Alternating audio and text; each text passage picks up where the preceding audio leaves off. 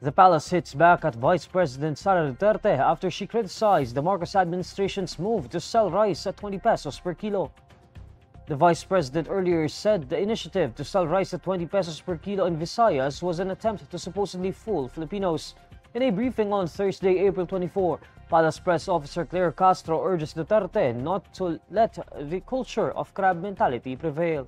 She also questions why Duterte was making this statement just now, just as the administration is finally fulfilling its promise.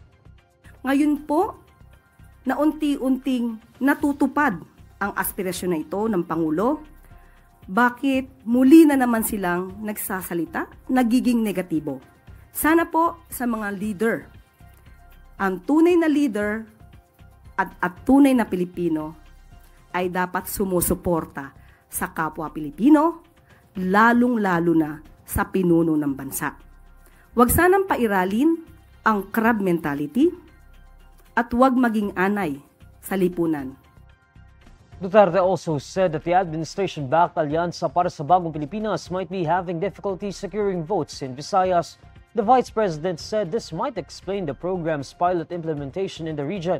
However, Castro dismisses this outlook, saying that Visayas has an abundant stock of rice from the National Food Authority.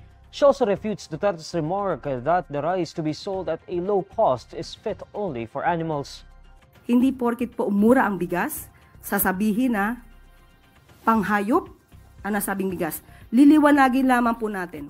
Ang ibebentang bigas ay yung bigas po na nabibili ngayon sa halagang 33 pesos.